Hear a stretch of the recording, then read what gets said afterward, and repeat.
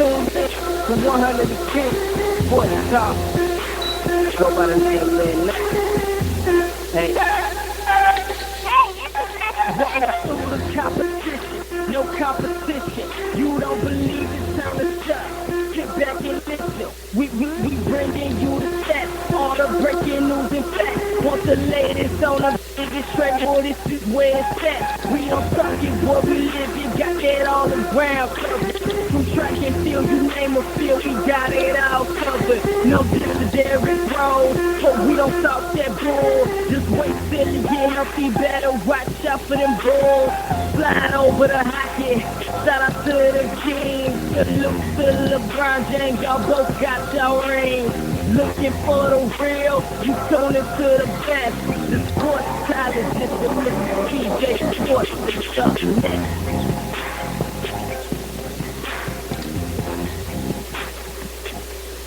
I want to welcome everybody to the 110 Nation Sports Show. I am your host, Mr. CJ Sports. You can follow me at CJ Sports 1. You can follow the 110 Nation at 110 Nation. Glad to be here on this wonderful Monday night, broadcasting simultaneously on Spreaker and Blog Talk for the first time this 2015 season. We attempted to do this a couple times back in the day. Of course, we had the Spreecast and the Blog Talk going at the same time, so I decided let's go ahead and hook up the Spreaker, and so we can bring both platforms together, bring our fan base with the Mr. CJ Sports Uninterrupted, usually exclusively on the Spreaker platform. We've started to grow a fan base over there, and they've not been able to catch the shows live. I've been downloading the shows over there, so I wanted to make it an opportunity that everybody can catch the show live. Don't forget, you also, if you missed the show, or you want to go back and catch previous shows, or maybe you're going to be out and about and can't catch the show live, we are also on iTunes, SoundCloud, Stitcher, and you can also listen in while you're out by calling 718-664-9861. If you're listening to the Spreaker edition, you can call into that number as well. That is our BTR number, and but you'll still be able to be heard on the Spreaker side. It's one of the things that we put into full effect as of tonight. So good to know. Got you. Almost simultaneous. I guess the timing is just slightly off. Also, with that note, Miss Lee is, when we get our guest on, also let me know the balance. I was working with the balance to make sure that we were balanced on both sides, BTR and Spreaker, with the call-in. So when we get to that point, we got Steve Billmeyer joining us at 10 o'clock tonight to talk NASCAR, as we had Richmond this last weekend. We got the Chase coming up, starting next weekend in Chicagoland. We're going to talk about that and break down our thoughts and opinions on that. Also, we got Patrick Taylor from Line Blowers coming on at 10:30 to talk NFL as we work on wrapping up week one. Right now, we got the Philadelphia Eagles in Atlanta. Atlanta's up 20-10. Very impressive first half for the Atlanta Falcons, especially their defense, only allowing like 3 points going into the half. We also got the Minnesota Vikings and the San Francisco 49ers yet to play tonight as well. So looking forward to having Patrick Taylor on tonight. I know he's got a handful of topics that we're looking forward to getting into with him as well. Looking forward to having him back on the show. As between BTR issues and schedule conflicts, we have not had him over the last couple weeks. So looking forward to having him back on the show, as the Atlanta Falcons defense was impressive.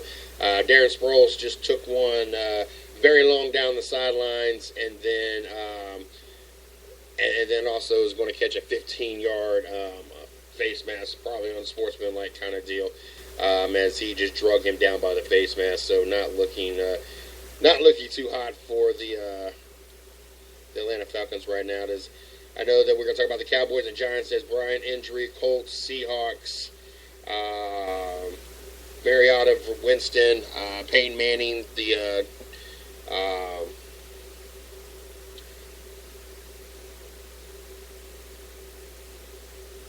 Got something in there in between. There we go.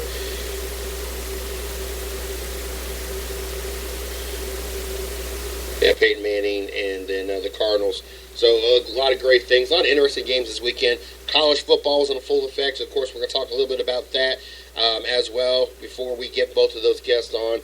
Great weekend to be a Buckeye fan. I tell you what, this is definitely a season that Buckeye fans are definitely enjoying, coming off a national title and coming out 2-0.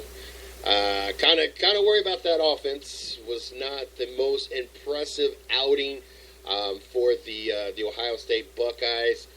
Defensively, I guess it don't really matter how, and the Philadelphia Eagles just scored it to make this a 2017 game. So it's the first game of the Monday night. Definitely looking to be an interesting game. I tell you what, between St. Louis and the Seattle Seahawks going in overtime and the Dallas Cowboys coming back last night, you couldn't ask for too many more better games, especially the latter half of the day. But I know the Ohio State Buckeyes, I know they're catching a lot of flack for the fact that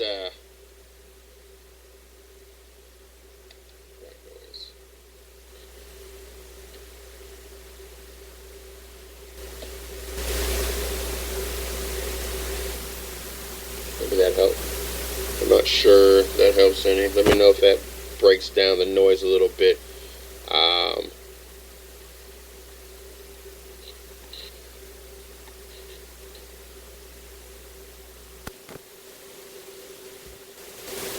Yeah, hopefully that made it better. I'm not sure which one we're picking up. I got everything. Kind of playing with the knobs here, trying to get, and apologize for trying to get everything balanced with the soundboard here, so both sides have a optimal opportunity to hear this show.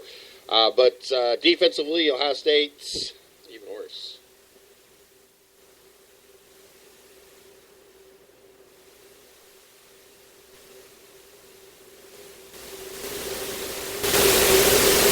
Better when I'm talking.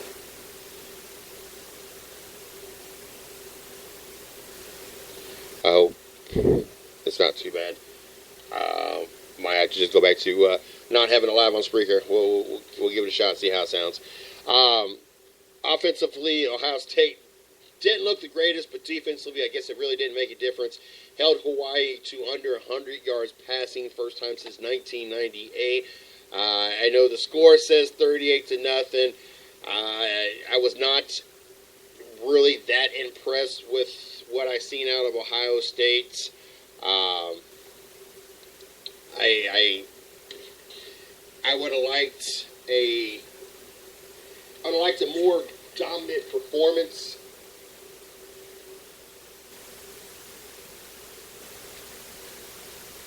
Maybe that helped. I cut a fan out as well. I'd have liked a more dominant performance out of the Ohio State Buckeyes, especially against an unranked Hawaii team. But needless to say, 38-0, got them 59 out of 61 votes that I've seen on one poll so far out there. Like I said, I definitely would have liked a better outing, a more offensive outing. Show us, what weapons we actually have on the offense. More of a defensive strengthening show. We just simply defensively outmuscled them, was faster than them. Really all aspects of the defense side of the ball.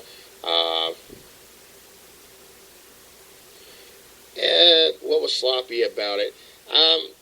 Offense, and there's a lot of factors we could play into this. I know one of the excuses they kept bringing up was the fact that Ohio State was coming off the short week, playing that Monday night game. So, with all that said, with the travel and everything else, I figure it was Tuesday before they got back and everything else. I don't like that excuse because, granted, you're not going from Saturday to Saturday, but you still had like 5 days. I mean, you had Tuesday, Wednesday, Thursday, Friday, 4 days of rest. And you're going against an unranked Hawaii team. But offensively, yes, it wasn't. There was drop passes that shouldn't have been dropped. You got your pros and your cons with Cordell Jones versus JT Barrett. I'm starting to think I like more of the JT Barrett approach. I think Cordell Jones would be a better pocket passer for an NFL team, but college is a little bit more high tempo kind of setting versus the NFL. Like I said, I think Cordell Jones is your better NFL quarterback, and a quarterback you would build your franchise around. JT Barrett, yes, fun to watch, energetic, not quite as deep on the arm, but is faster on the feet. More of a college high tempo atmosphere. So I they're sticking with Cordell Jones, but would not mind seeing JT Barrett get the nod as a starting quarterback. I think they would help a lot and tremendously for the Ohio State Buckeyes. All in all, Braxton Miller had another solid afternoon, so I was glad to see that. A lot of great action, and we got to see a lot of things out of the Ohio State Buckeyes. So definitely excited. Buckeye fans definitely excited. I know the rest of the nation is tired of hearing about the Ohio State Buckeyes because it seems every week that as we approach the weekend, we're talking about how dominant the Ohio State Buckeyes are, and if anybody can beat them, and by the time the weekend's over with, now it's another check in the win column. This Ohio State team, the Ohio State team that. They're only really opponents themselves. Going so on and so on. So I can imagine how tired non-Buckeye fans are of hearing. A few years back we kind of had to hear the same story with the Alabama Crimson Tide, especially when they were making their run of national titles. And I know how tired we was of hearing about it, being a non-Alabama fan. So I can imagine how tired the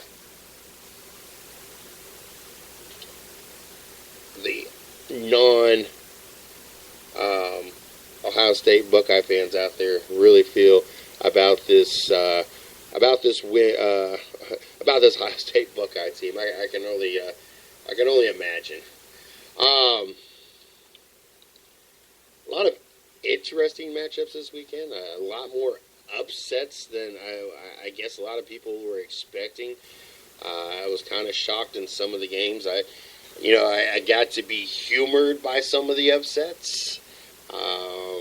And there was, like I said, some really good matchups this weekend, and some games that really got a lot of teams on the edge of their seats. And I think the most entertaining upset of the weekend, though, for me, and I know it had to be for almost every Ohio State, well, it had to be for every Ohio State Buckeye fan out there,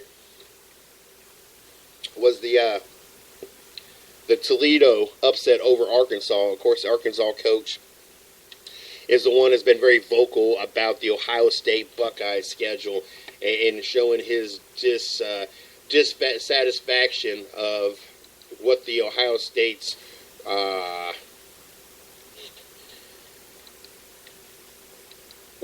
how easy he feels that the Ohio State's schedule is.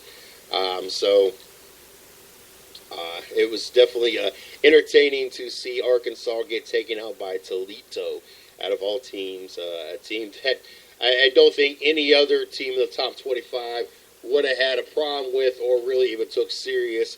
Obviously, Arkansas did not take serious, but obviously it was obviously just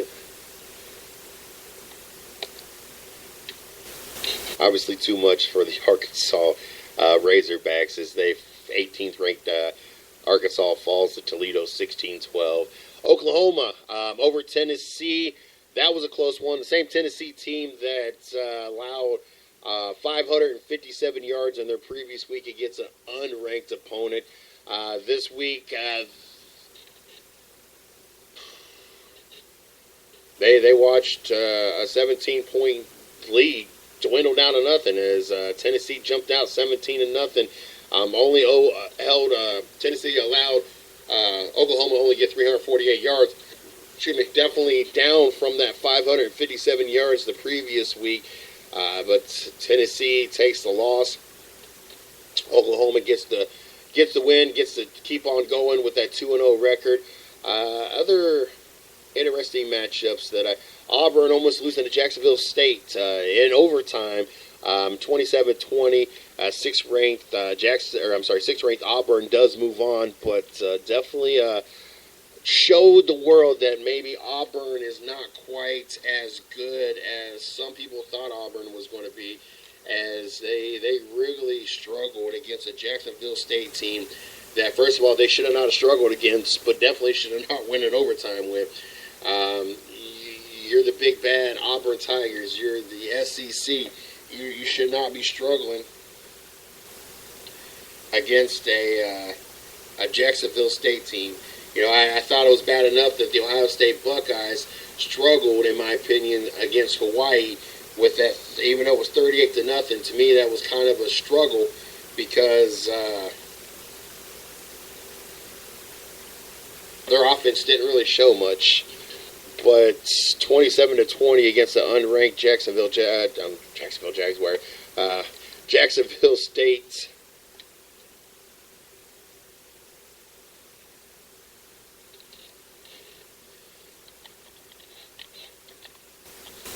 As everybody wants a message when I try to do a show. It never ceases to amaze me when people want to try to get a hold of me finally for the day. But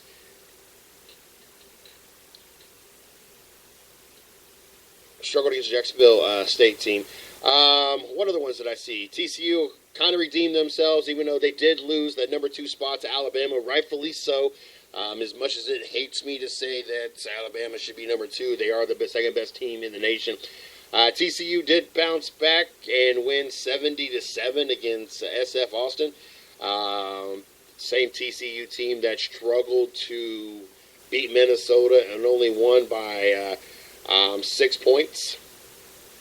I was able to rebound, show a little bit of strength. Yes, I applaud you. Yay. You beat up on a nobody. But, yes, they were able to be victorious. Once again, Georgia Tech enjoying themselves in the top 25, highly overrated. I guess 65-10 over Tulane will help keep their over ratings in the top 25. Notre Dame almost suffered a loss. Had to come back a 34-27 victory over Virginia. As 9th-ranked Notre Dame barely holds on. Mississippi, Ole Miss, another high-scoring one, 73-21 over Fresno State. We're not going to look too deep into that. Texas A&M over Texas A&M got a nice little bump on that. Texas A&M, 16th-ranked, 56-23 over Ball State. Arizona was able to be victorious over Nevada, 44-20. Missouri was over Arkansas State, 27-20. Baylor, 66-31 over Lamar. Another great game this weekend. Another example of the Big Ten flexing its muscle as Michigan State is able to hold on and beat Oregon. Yes, 5th-ranked Michigan State was victorious over 7th-ranked Oregon, 31-28. It was a nice, impressive win. LSU, 14th-ranked LSU over 25th-ranked Mississippi State, 21-19. Another close, hard-fought battle. There you go.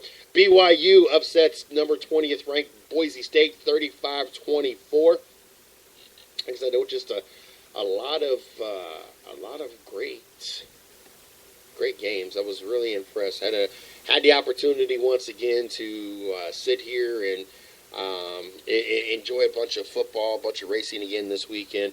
Ohio State clear-cut favorites, number 1 on top of the poll after week 2. With 59 out of the 61 votes, I don't understand you shut out a Hawaii team, and I understand it's a Hawaii team, but you shut them out. Didn't even allow them to have 100 yards passing. You might not have put up 6,000 points, but you still won 38-0, and you went from being unanimous 61 votes, 61 votes to now you got 59 out of 61 votes. That makes no sense. Alabama, number 2. Rightfully so, still the second best team in the nation. TCU, that's just still to be determined whether or not they should be even the 3rd-ranked team at this point. Michigan State, Probably Georgia, maybe a couple other teams I could see being better than TCU. Even with Oregon's loss to the number 5 Michigan State, I still hold Oregon to be a better team than TCU. And I'm actually kind of shocked that they went from 7th ranked all the way down to 12th ranked in the AP Top 25 because they lost to Michigan State. They lost to the 5th ranked team. Notre Dame struggled to beat an unranked Virginia team, and you're going to hold more value in Notre Dame than you do Oregon. That makes no sense to me at all. Same with Florida State. I don't know how somebody rightfully sleeps at night with those kind of thoughts. 4th ranked Michigan State. I actually should see them number 3rd. I would rather see them 3rd. At this point, you beat a Western Michigan team. Not the greatest, but in-state rival. Plays a little bit different of a level at that point. But then you turn around and beat number 7th ranked Oregon, and like I said, TCU has not beat anybody at this point and struggled against an unranked team. I would feel more comfortable with an undefeated Michigan State being number 3 versus an undefeated TCU based off your schedule so far. Baylor 5th, USC 6th, Georgia 7th, Notre Dame 8th, Florida State 9th, UCLA 10th. Clemson comes in at 11. Oregon 12th, LSU 13th, Georgia Tech 14th. Yes, they are going to move up another spots, unfortunately. Mississippi is going to move up to 15th. 2 teams that have played absolutely nothing. I don't care to the fact that they've scored 100 some odd points each. As I think Ole Miss has scored 70-plus in each of the first 2 games, and Georgia Tech ain't too far behind, 50 or 60 points in each of the first 2 games as well. I don't care how many points you score. When you play nobody, it really means nothing to me. Texas A&M moves up. They're going to be 17th. Auburn slips down to 18th. Big hits. And speaking of a big hit, that was a big hit. Big on the running back of the Atlanta Falcons, but he spun off of it and still gained a couple more yards, as it's still 20-17. Flag down, but Atlanta is in the within the 10, inside the 10, but it was called back. So I still think they're in the red zone. But anyway, Auburn took up a really big hit with that loss, going down to 18th. BYU gets a little bump with their win, up to 19th. Arizona moves up 2 spots to the 20th spot. Utah 21st, Missouri 22nd, Northwestern 23rd, Wisconsin 24th, and Oklahoma State 25th. I know a lot of people don't like the fact and like to talk about the Big Ten and feel that a lot of overrating and a lot of hype on a conference that they just simply don't like. But you got 4 teams in the top 25 for the Big Ten. That's almost almost the 6th of the polls locked up right there, with Wisconsin, Northwestern, Ohio State, and Michigan State. I wouldn't be surprised if we see Wisconsin dance there. Wouldn't be surprised if we see Nebraska dance their way back into the top 25 as well. Not too far from now, but that's your top 25. Some of the teams, I'm not quite sure what the college polls was thinking when they decided on this, but I like the matchups we're seeing. I kind of surprised a few times on some of the upsets. Never in a million years would I thought anybody would let Toledo go in and beat them, but Arkansas, thank you. Like I said, Jacksonville, I'm sorry, but that 6th ranked Auburn almost losing to Jacksonville State. How does Auburn go from 6th to 18th when you almost lose to Jacksonville State? But you only moved. What was the one we lost earlier? That's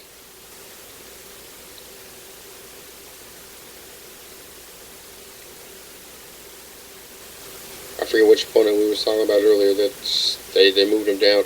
Oh, you move Auburn down from 6th to 18th, and they almost lose to Jacksonville State. But Notre Dame's actually going to move up 1 spot and almost lost to Virginia. It wasn't until the very end of that game that Notre Dame takes that lead. and secures a victory as Notre Dame scored with 43 seconds left on the clock, as Notre Dame was down by a point, and obviously the 2-point conversion was good, but with 43 seconds left, that's when Virginia took the lead. Or I'm sorry, Notre Dame took the lead.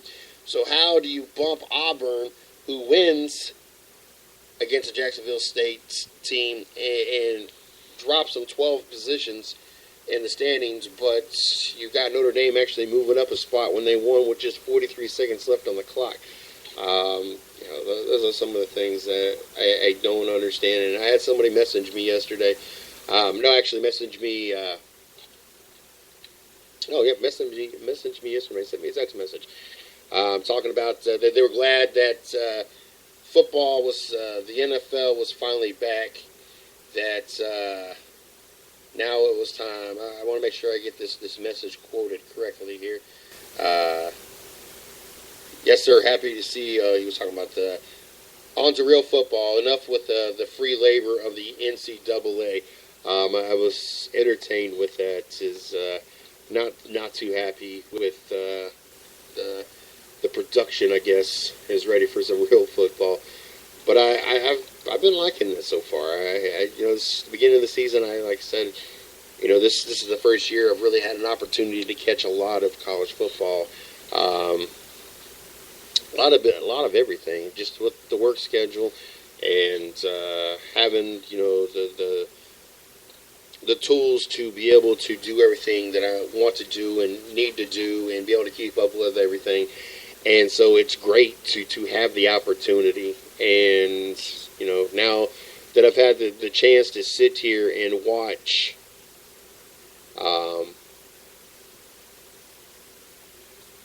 the games that I've gotten to watch.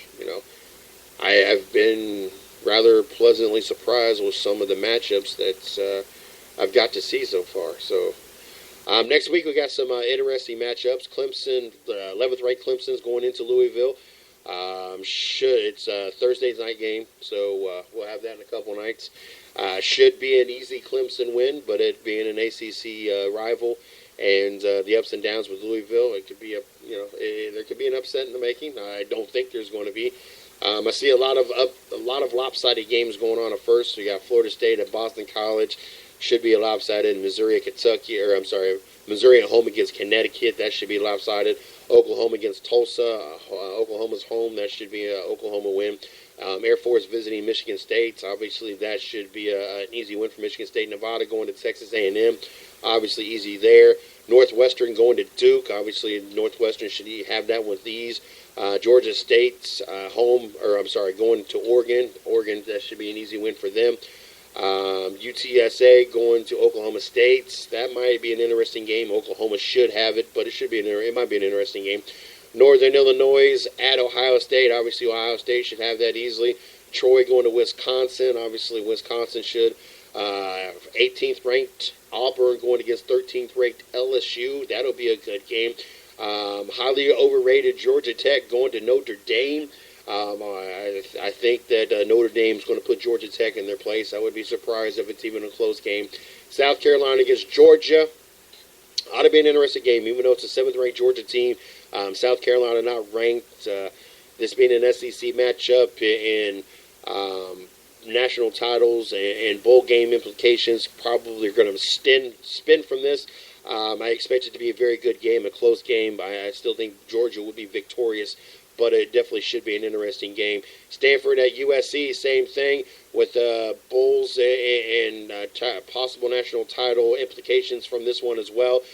This should be a big matchup and a personal rivalry. 6th ranked USC obviously needs this to stay on path for any of the top 5 teams to happen to fall. Stanford obviously wants to stay in the way. SMU going to TCU should be a lopsided victory with the overranked 3rd-ranked TCU. Good game. We'll see how overrated Ole Miss is with all those 70-point games when they visit number 2 Alabama. Then we get another good one. 19th-ranked BYU will go in to play 10th-ranked UCLA. 21st ranked Utah against Fresno State should be a pretty good game, tight game. I think Utah will be victorious. And then Northern Arizona at 20th ranked Arizona. That should be Arizona's game for the taking there. So like I said, a lot of interesting games, a lot of good games out there. So looking forward to seeing what this upcoming week for the NCAA is looking like. Nabokov Suh not getting suspended or fined or anything for his kick. No matter which side of the ball you want to be on, Suh has always been kind of the center focal point of post play action. No matter what it is, if it's dirty, if it's getting too rough, a lot of things. So this weekend was no exception, as we got to see Suh do what could be strewed as a dirty play, a kick. The NFL didn't view it that way. I know as bad as this looked, and at times intentional as it has looked for when he has done things, I'm going to say I don't think it was really that intentional. Did I think that he tried to go out of his way to not kick the player in the head? No, I don't think so. Not by any stretch of the imagination.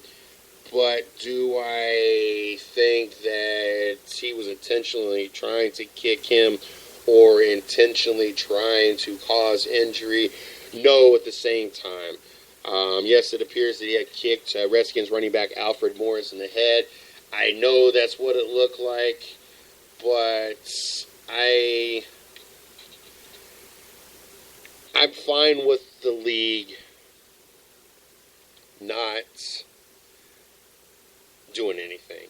Like I said, I don't think that it was intentional, but I don't think at the same time he tried to avoid it. So it's just bad because Suh has put himself in this predicament so much and so often that it makes it hard to believe when he is really not intentionally doing something.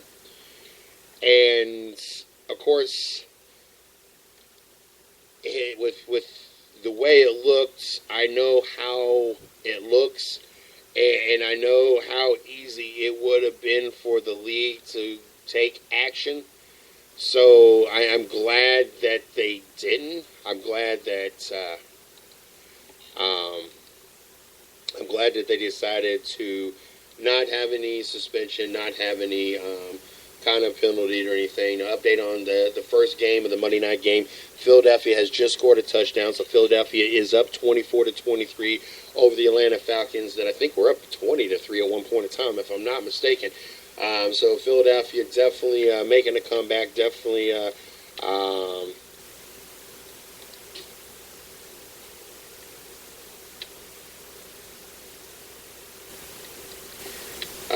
definitely a good game. But like I said, I don't have a problem with the NFL not suspending them. At some points we got to put some of the manly stuff back into the game, and as long as he ain't intentionally look like he's trying to kick his head off, I'm fine with it. Like I said, it just looked like he just didn't try to avoid it. That was really the extent of it. Pittsburgh Steelers fans, get over it. Please, just get over. You amaze me. Not only Steelers fans, but anti-Tom Brady, anti-New England Patriots fans. You blow me away. I have never, ever seen such hatred against a player or against a team in my lifetime. And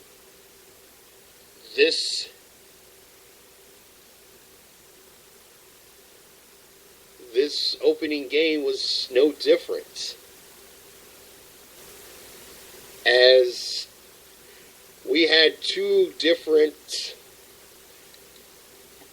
Brady or Tom Patriots cheating, finger-pointing accusations going on once again. First, they're going to claim that the Patriots have something to do with the headsets for the Pittsburgh Steelers not working. And that this supposedly has been an issue every single time, according to Mike Tomlin. You know, it's funny that it was never pointed out or never complained about until the New England Patriots were in the spotlight for supposedly cheating with the Deflate game. So, all of a sudden, because the New England Patriots are underneath the spotlight, now you want to point this out. Now all of a sudden, this is an every time we go to Gillette Stadium issue. I find it hard to believe that all of a sudden it is now, all of a sudden this has been an issue for years because they're factoring under the microscope. Then I'm watching stuff getting posted on social media, and Chris Creighton from Yellow Caution Flag, he's also one of the co-hosts on Thursday Night Show over Racing with Big Sweat, sent me something that someone had shared, and about the fact that the time clock got reset. It looked like Tom Brady had made some kind of signal, and all of a sudden the time clock had resetted and gave them more time. What is amusing to me about that is I can't tell you how many games that I've watched the time clock person start the clock too early, not stop the clock, or just was not in sync with the refs, and they fixed it. It's just simple as that. I doubt that the league, and this is what really made me shake my head on. Really, you guys are going to go there.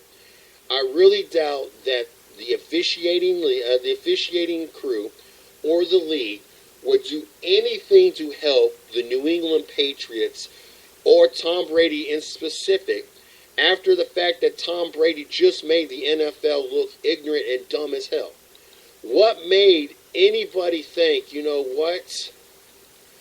You know, Tom Brady just got off, in the eyes of the NFL, got off and got away with cheating. But what we're going to do is we're going to help Tom Brady cheat. Is there anybody else out there that does not make sense to? I mean, come on now. Let's think about it. Why would the same people that Tom Brady just embarrassed, why would they help Tom Brady in some kind of cheating scandal? And why would anybody do anything that, knowing that all eyes are going to be on the New England Patriots and how everything is done, held from the officiating of a game all the way up to, yes, to include the time clocks. So what was honestly probably just legitimately a screw up or a glitch in the clock, in the timing of the play clock, turned into being one more ridiculous scandal.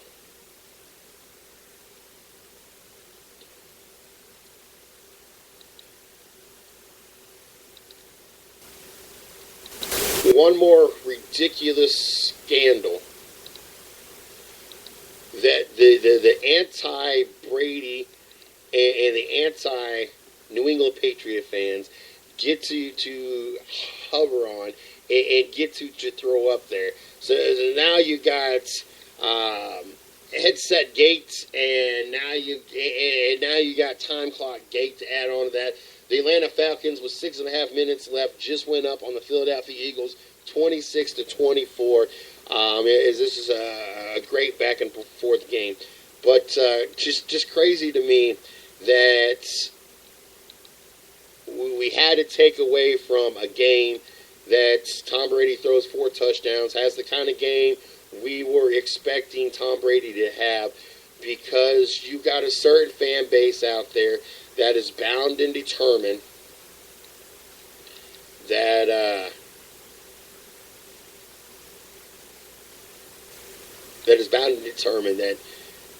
that they're going to find something that is going to stick on the New England Patriots that they have cheated.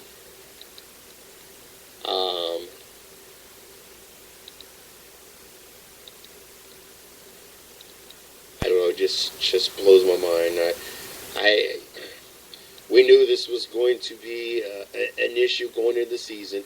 We knew that this was going to continue to be one of the unfortunately hot topics of the NFL. Instead of being focused on what's going on the field, instead of focusing on all the great games we got to see this weekend, people are going to be focused on and stressing over what calls should or should not have been made, and everything else that's got to do with the New England Patriots. And like I said, it's just really sad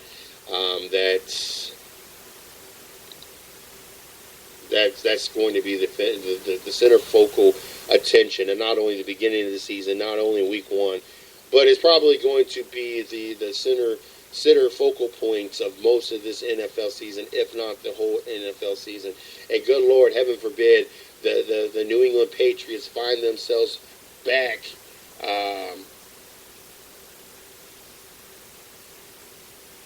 in the Super Bowl, because if they do that, oh no, Lord have mercy, it will never be an ending cycle of things about the New England Patriots. So I one side of me wants to see the Patriots overcome all odds and win a Super Bowl, but I just don't think that is something that I want to hear as part of a conversational piece, a conversation at the water fountain, the round table, or any other ways. Any other way that you have your daily sports conversation. It's sad. You know, every sport's got their hot topic that has nothing to do with what's going on the field, on the ice, whatever the case, in the ring, or whatever the case may be. And unfortunately, this is going to be one of them that is going to continue to drag on and on and on. And I tell you what, the Philadelphia Eagles are definitely trying to stay relevant in this game as they're making a last dish effort. It was about 6 minutes left in the game, so I mean, there's plenty of time. This still could go back and forth a couple more times. But what took Philadelphia a long time to get motivated and get into sync, they've definitely found a rhythm.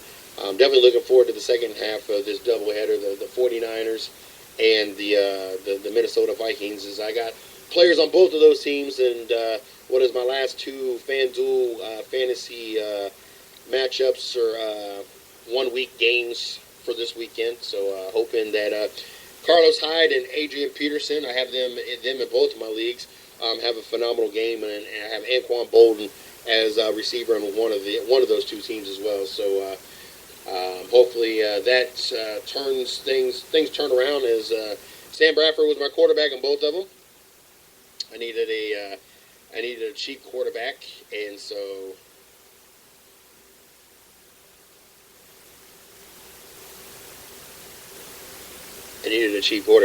that was my picking. Started off kind of rough for Sam Bradford, but I think we're finally getting our mojo going here for Sam Bradford. He's thrown for some touchdowns. Not really closing the gap, but hopefully he starts working on closing that. We can start closing that gap in my league. We got Steve Billmar joining us here in a couple minutes, as we got some NASCAR to talk about. As we had Richmond, we got the Chase. We got a lot of things going on in the NASCAR world that we definitely got to jump into, talk about, and get covered in the next 30 minutes. And then also we got Patrick Taylor joining us at 10:30, and talk to the NFL. And this has definitely got to be one of the more interesting topics that I got to got to get Steve's opinion on when it comes to NASCAR, because it's something we don't get to see on a regular basis. And here we are, not only but a couple years removed from the last time this happened. So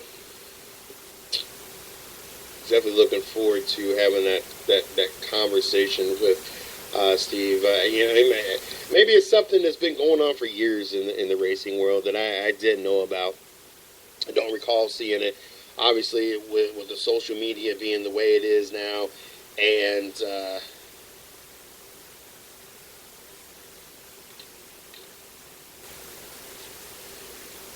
the way the social media is now, and even more cameras and more eyes on NASCAR, maybe it's been something that has been an issue in the past and just didn't know about it. But we're about to hopefully find out here soon. And Steve's point of view and eyes of being around NASCAR for a long time, and we'll get to the bottom of that. But the chase is definitely shaped up to be a great chase. I'm looking forward to seeing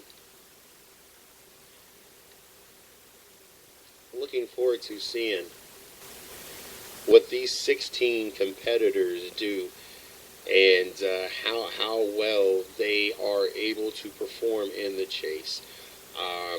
As we got a lot of talented drivers in this year's chase, as obviously we have every year, but we got some teams that are in uncharted territory, I guess. We got some drivers that in some organizations that you don't get no hotter than what they are. And so going into this week, it's going to be interesting to see how they handle themselves in the actual chase. And then you got some teams that are not used to being where they're at and not really being productive and not really being a factor when it comes to the chase and the end of the season. So definitely got a couple different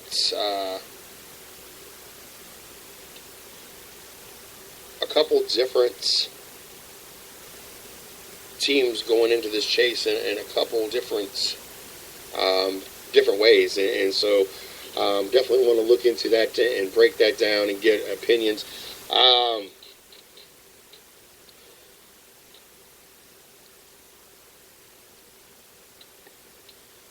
was hoping to get him on here before we jump into this, but I'm gonna start talking about maybe Steve will be joining us here in a few.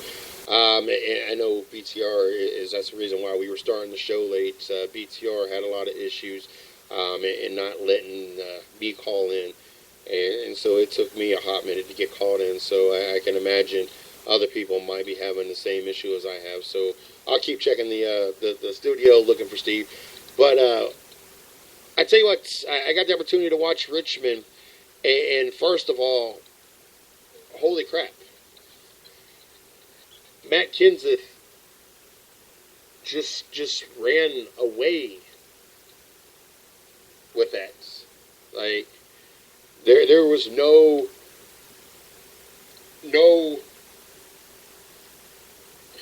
other way to put it. Like, Kenseth dominated that race. A race that I was expecting, I don't know, a little more competitiveness. Yes, she's a misleading, boring race. I agree. With there being so many drivers, I mean, Matt Kenseth led 352 out of 400 laps. You had Hamlin that had 14. You had Logano with 25. I guess he's 39. That's 391 of the laps. The other 9 was Kyle Busch. You had 4 leaders. That was it.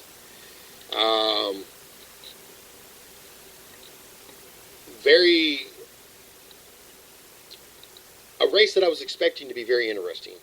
A race that I was expecting there to be so many different agendas. You had technically you had 17 through 30th spots, minus Kyle Busch, that all they had to do was win the race, and they were in the chase. So you had those 13, 14 cars that were 12 to 14 cars, however, how many that is, You had them on one agenda. It was kind of all in. You either won and you're in the chase, or you spend the next 10 races either worrying about your contract and where you're going to be driving next year, or working on your next year's setups and next year's strategy. Then you had, 4 drivers? I think there was 4 of them. I think 5 counting Jamie Mack, but Jamie Mack, all he had to do was start the car up and take the green flag, and he was automatically locked in.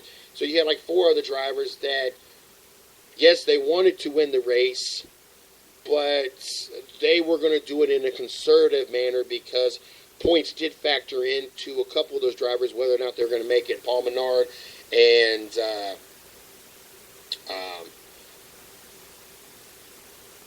I think, what other driver was right there at the bottom that it affected as well? Clint Boyer.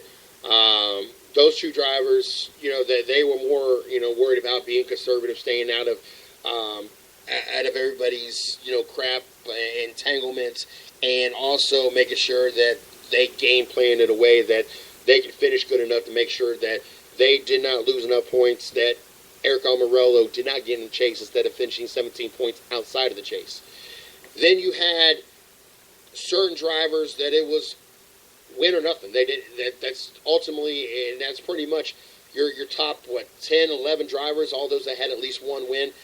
Some were a little bit more strategic about it because, yes, that could put them, because the reset in the first round, your wins gives you 3 extra bonus points. Of course, going to the race with Kevin Harvick and Kyle Busch being tied with 4 wins, yes, it would have been nice if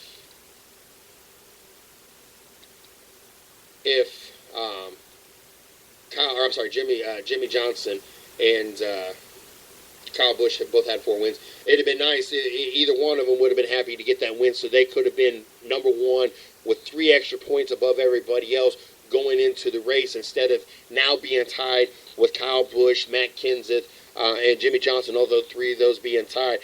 One of those 2 would have loved to have been sitting on top by themselves and having a 3-point lead over second place, and then that person would have enjoyed having a 3-point lead over Kenseth, who would have been tied with Joey Logano at that point.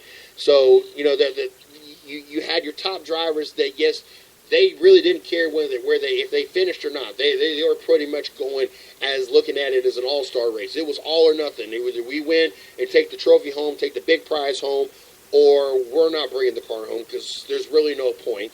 Like I said, you had 4 or 5 of them that needed to be conservative, would like to get the win, but needed to manage themselves and stay out of trouble so that they can maintain being in the top 16. You had 17th through 30th that it was all or nothing as well. They needed to find a way to get into victory lane so they had an opportunity to be in the chase. So with all those different strategies going on, I was really expecting it play out on the track. I was expecting to see some fender bending. I was expecting to see some off-the-wall strategy to try to put themselves into a fuel window situation, or lucky with the cautions, or just something. And I expected somebody to have something for Matt Kenseth. Good God. It seems like the only time that anybody had anything for Matt Kenseth was really at the restart. They might get the jump on him, but shortly after that, Kenseth would take the lead back, and that was really the extent of it. So it's not what I was expecting for a Richmond race, and it seemed like this happened last year as well. We had all the same kind of build-up and all the same kind of hype, and it just it was kind of follow the leader. If you're not going to cause me to have to try any harder than what I'm trying, then we're essentially kind of taking this as a week off. Hats off to Denny Hamlin for putting on the performance he did with the torn ACL in his right leg. We talked a little bit about that on Racing with Big Sweats on Thursday night. He got a 6-plate finish. Very impressive. Led 16 laps. Left foot might have been a little bit more of an issue, but since you just kind of rotate your foot on the back of your heel and accelerate, not that big of a concern for Denny Hamlin or Joe Gibbs Racing. As a matter of fact, he wanted what changes they made to be put back back into place the way they were. Asked if he wanted a backup driver. He said, no, I will not be needing one. Definitely hats off to Denny Hamlin and his performance on the track and his toughness. Now, I did see a shot at LeBron James in basketball where it said LeBron gets cramped, gets carried off the game. Denny Hamlin tears an ACL, goes out and races. And someone's commenting, and they say something about athletes. I agree 100% that drivers are athletes. I will never argue against this. I know what it takes to be in the car. I know what they put their body through. I know that most of them, if not all of them, have some kind of gym regimen and everything else. Yes, you have a couple of drivers that are overweight, and it puts a bad name in a lot of people's eyes and just think a bunch of pot-bellied, beer-drinking rednecks are drivers. And that's not the case. Some of the most athletic people are in NASCAR. Is you got drivers that do triathlons and compete in many different things outside of the race, outside of their sports. And Denny Hamlin's a prime example, torn the ACL playing basketball. So never will have that argument otherwise. But you can't at the same time have an argument that LeBron cramps up and gets carried off the court versus someone tears the ACL and sits in a race car. As much and say something about being athletes. Because that does not help your argument by any stretch of the imagination. I'm sorry, but you can't say running up and down the basketball court using that kind of exertion and everything else that it does take to be a basketball player and cramping up is the same as you have a leg injury, but ultimately you're sitting in a car for the afternoon. I know it's uncomfortable. I know there's more to it. Don't get me wrong. Like I said, I 100% say that athletes or drivers are athletes, but don't fuel the fire with unnecessary comparison because one does not compare to another. Because that torn ACL in any other sports, he would have been playing. Yes, he happens to be in a sport that, and Atlanta Falcons with 1 minute left just picked off Sam Bradford on a tip pass. The Atlanta Falcons are going to go 1-0. The Philadelphia Eagles are going to go 0-1. Hopefully that does not hurt my my fantasy league too bad because I do have Sam Bradford, as I mentioned earlier, so we're going to find this out. But any other sport, if Denny Hamlin would have been playing, and yes, took a big hit.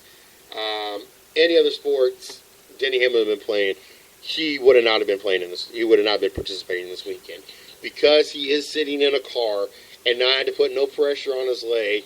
And more specifically, that right leg that was demonstrated by drivers, basically his heel sitting there, and he just kind of rotating on his heel, and that's the extent of what he's got to do.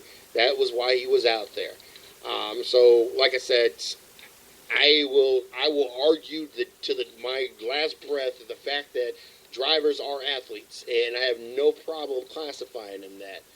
But fans of NASCAR drivers and of NASCAR the sport, you really sometimes need to learn how to pick and choose your battles because that was not a good example and a good argument to try to defend because one does not compare to the other. Because like I said, no matter how much you think drivers are athletes, if they had to be on their feet at any point versus sitting in the car, Denny Hamlin would have not been participating in this weekend's activities. And so, like I said, that's a no-go. That does not work. And like we used to say back in my day in the military, that would be a November Oscar, Golf Oscar. That is a no-go. So I understand there's a certain amount of pride in being a fan of a certain sports, and I understand that NASCAR fans take a lot of flack for watching a sport that they just go and do circles and left-hand turns. I 100% completely understand this. But like I said, you don't fuel the fire. Do not make it that much easier for fans of other sports to have something to pick at you at because that is honestly all that did. If that wouldn't have been posted in a group, oh no.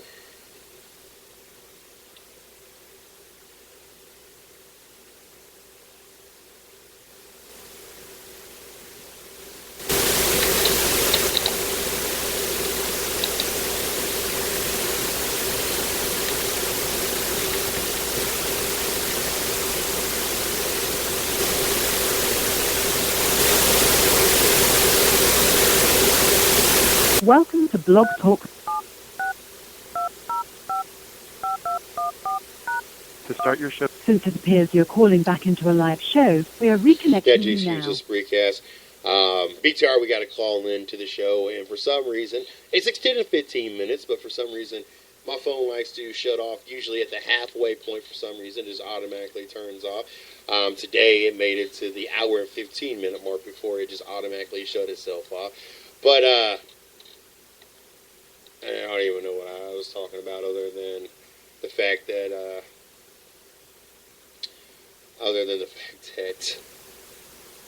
you can't compare one to the other. It just doesn't work. Another interesting thing, this is something I was hoping to be able to talk to Steve about, but it looks like we're not going to get him tonight, is Michael McDowell running into the safety truck. I'm curious to know if this is something that has been an issue in the sport longer than I realized. As we had Juan Pablo run into the jet dryers a few years back, I want to say probably about 4-ish years ago at this point, causing a really big delay because it caused a really big fire, obviously slamming into a jet fuel dryer that was full of fuel. Now here we are in 2015, and Michael McDowell wipes out about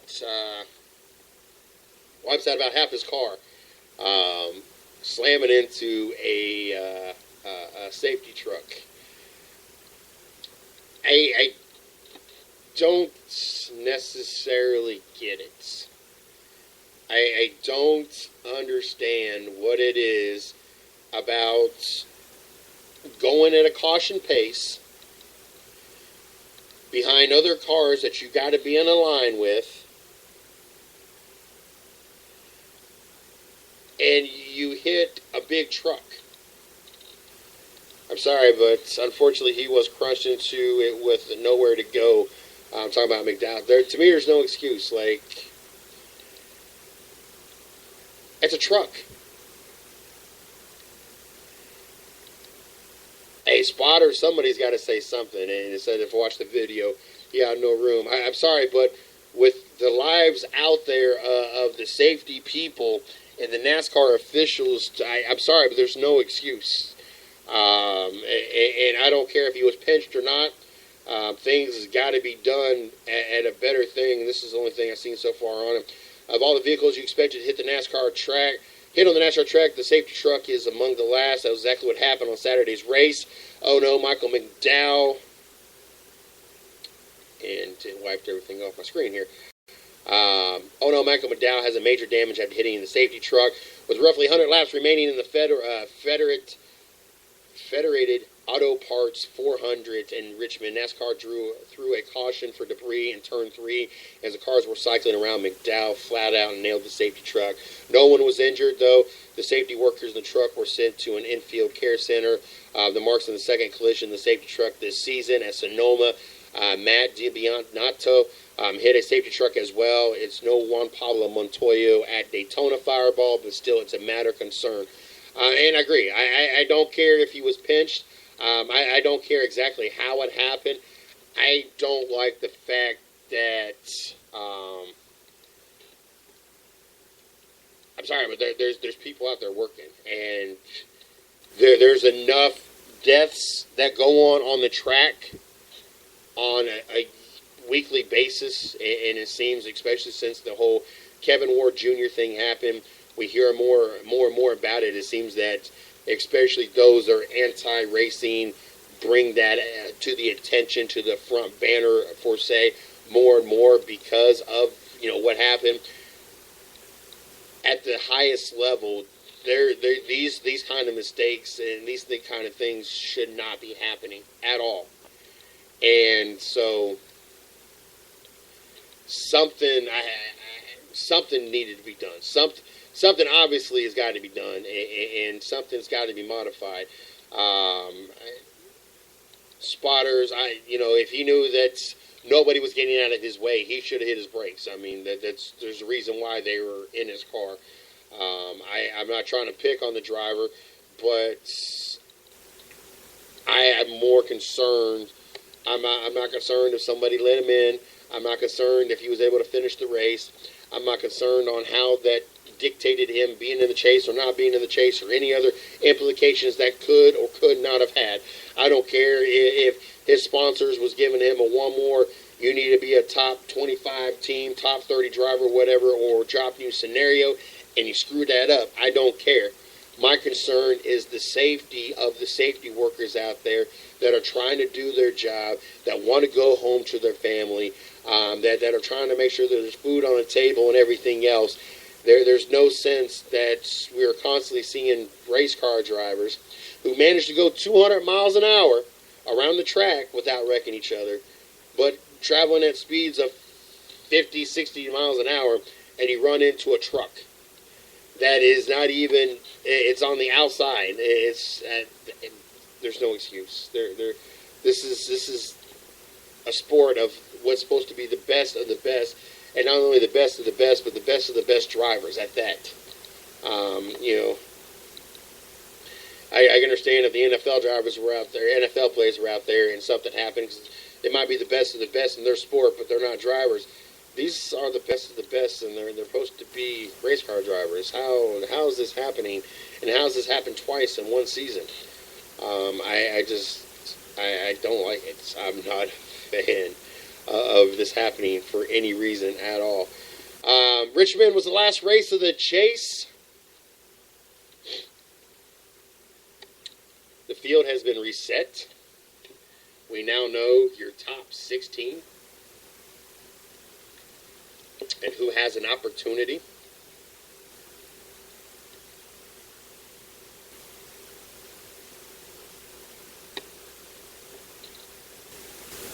to hoist the Sprint Cup trophy at the end of the year.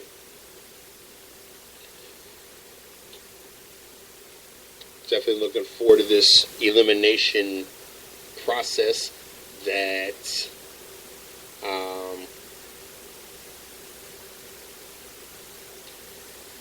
that NASCAR implicated last year, and looking forward to see how it play.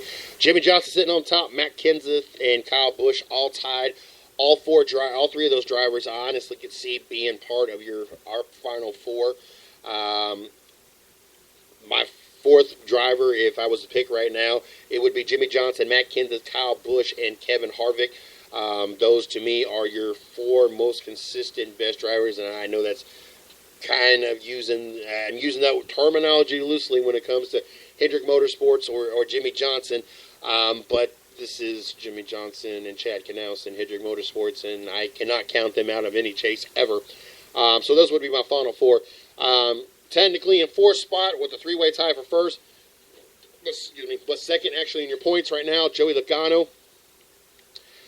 He would probably be my wild card factor. If there was a final five, he would definitely be in my final five. But I can't see him being amongst the top four, but put himself in a really good position, having the third or the second most wins in the series this year. Your next group of tied members in the Sprint Cup chase that are technically fifth, but they're tied, four-way tie for fifth. You got Dale Jr., Kurt Busch, Carl Edwards, and Kevin Harvick.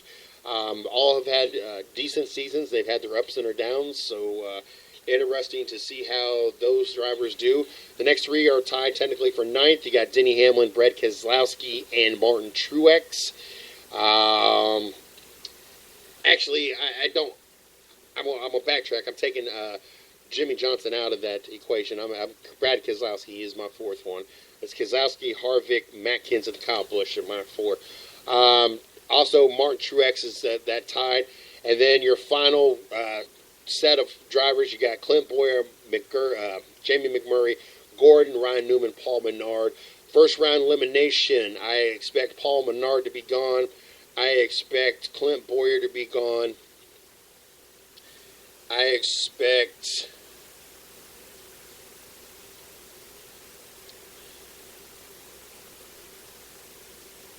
I said Paul Menard. I said Clint Boyer. I think Ryan Newman. And I'm going to say Martin Truex. Something tells me Jamie Mack out of that bottom group, Jamie Mack and Jeff Gordon, will make it into the next round. So I'm going to eliminate Truex, Clint Boyer, Ryan Newman, and Paul Menard out of the first round.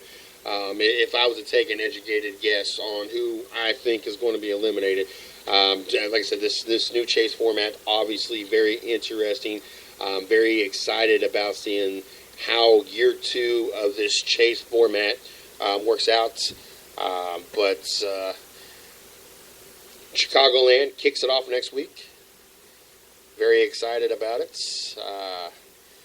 And what also makes this interesting is, once again, you're going to have 16 drivers on one game plan, and then you're going to have the rest of the field out there on a whole other game plan, the other 27 drivers. The other 27 drivers, they are auditioning for future contracts or future sponsors, and they're just shooting for wins. The first 16 drivers, obviously, they are shooting for wins, but they're also point racing at the same time. Three race dashes. This is not a marathon. This is just 3 lap.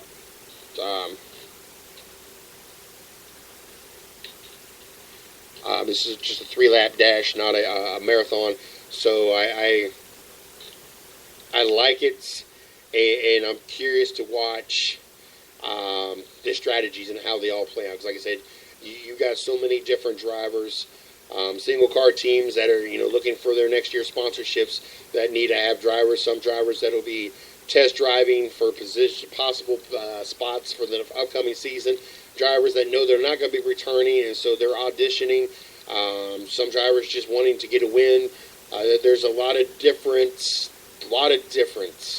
scenarios and game plans. Look for I would not be surprised if Larson gets a victory this year. Miss Lee said look for Larson to be a spoiler in the chase.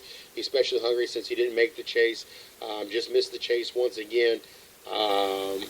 But I tell you what, who gave a really good effort. And if we was to add a 17 spot to any driver out there, like they did for Jeff Gordon, making it 13 drivers so they can put him in so he wouldn't make the chase a couple years back.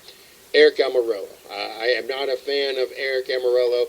I'm not a big fan of the garbage that goes on at Richard Petty Motorsports. Nothing against him, but it's not a program to me that is taken serious enough for the history it's got. Richard Petty Motorsports should be in victory lane and be a bit more competitive than what they have. But the effort that he put in the second half of the season and the effort that he put, especially at Richmond, and the gamble they made, which almost paid off as they got on top, 4th finish. If I had to give one spot and say, we're going to add one to it, that would definitely be that person right there, because I definitely thought that they did a great job of going all in, trying to get into the chase for the 2015 chase to win this cup. So definitely hats out to that. But definitely looking forward to this chase this weekend. Playoffs begin. Like I said many times, this is definitely the most wonderful time of the year. With college football now 2 weeks in, the NFL 1 weekend, chase getting ready to start. Baseball's getting ready to wrap up their season. They're heading into their playoffs. NBA is getting ready to wind up. NHL is getting ready to wind up. Speaking of NHL, we got Izzo joining us tomorrow night at 10 o'clock. I'm sorry, at 10:30 to talk NHL. We got Patrick Taylor joining us at 10 o'clock tomorrow to talk NFL. So very excited about having both of those people. We got Sarah Cornett Ching joining us again this week. The ARCA Series driver, 6th in the points, having a phenomenal season. The rookie, we got her coming back, and we also got her PR coming on the show as well. So looking forward to having both of those great guests joining us this week as well. I like the lineup. I like what we got going on this week. Looking forward to that. Looking forward to sitting down, getting to do some more NFL picks this week. Didn't have the greatest of luck this week, as I've had a few losses that I wish I could take back now. Especially picking my Browns. I didn't think there would be a touchdown score, not alone 41 total points. I was expecting maybe 9 or 15 points, somewhere in that ballpark figure, so I was definitely surprised about that. Chris Knight on Tuesday at 9:30, and Sarah will be joining us. And Chris is also a NASCAR reporter, and then Sarah will be joining us on Wednesday night, so very excited about both of those guests this week. And if you've not checked out our site, go over to www.the110nation.com for all the latest stuff going on over at the 110 Nation. I think the only thing I don't have updated is the schedule for this week, but I had worked on it this weekend, getting everything updated. Also, check out the latest articles. We'll be having some coming out this week over at www.the110nationsports.com. If you're not following us on Twitter, you can follow the 110 Nation at 110 Nation. You can follow myself at CJ Sports 1. If you're not like us on Facebook, you can check out my fan page, Mr. CJ Sports. You can check out the sports side and the site side of the house, 110 Nation Sports, or the radio side and the guest side of the house, 110 Nation Sports Radio. Also, make sure that you check out the 110 Nation group. I am getting it finalized right now. Is one of the things I'm working on as I do this show, because we've had posts. Right now I'm back on July 30th of 2012. When we originally opened this group, and it was for a totally different purpose. We are opening this group to open discussions, sports discussions. We would love to have opportunities for all our listeners and fans to join in on any hot topics, any threads and any of the games going on and anybody wants to talk about, post stuff about the show and stuff like that. Just an opportunity for us to be able to interact and get everybody's opinions on different NFL games, NASCAR races, college football games, whatever it may be, topics, just different topics in the sporting world. Be able to cut back, have a good time, jab at each other, keeping it friendly. We will not tolerate the same stuff the rest of the groups do not tolerate, and the bashing and the cussing and everything else. But we're opening it up and made it public early today. We'll be posting it on my Facebook page and all the fan pages as well, to let everybody know to come join our group and hang out with us and just be able to talk some sports, all sports and everything else. It was highly recommended and demanded of us to do it. So I went ahead and got things together. Didn't honestly think that were this many posts. I had not looked back. It probably, at this point, would have probably been easier, because I've been deleting 2 years worth of stuff. I just didn't think it had been that long. Probably a bit easier if I had just deleted the whole page and started a whole other page. But now I've done committed to it. So now I'm going to finish through deleting all these posts. And I left a few on there, a few different things, a few things that was just random, and it kind of pertains to the way the group's going to be now. So I'm leaving those on there, but definitely not what I thought it was going to be. I also got to thank Snafu Seasoning for joining the 110 Nation. They are hosting and helping with the Racing with Big Sweat show. So got to welcome them to the 110 Nation. You guys can check out their product at snafuseasoning.com. That's SNAFU seasoning.com. It's a rub for your meats. Big Sweat said it goes great on bacon. He said he didn't think you could make bacon any better. I might have to try it on some bacon. Yes, I'll be ordering my bottle this week as well. They support the 110 Nation. Of course, I got to as well support the 110 Nation. Also, if you've not checked out the site, make sure you go over to www.the110nation.com. Look who the 110 Nation is supporting in the upcoming wrestling event that we are helping put on with Seek to Destroy Cancer, a great foundation that is raising awareness and money to help fight a particular kind of cancer. And I would try to say, but it's a big word that I will only screw up anyway. And so make sure you guys check that out over on the site. He's a former football player. He's a former many different, mainly stand out for the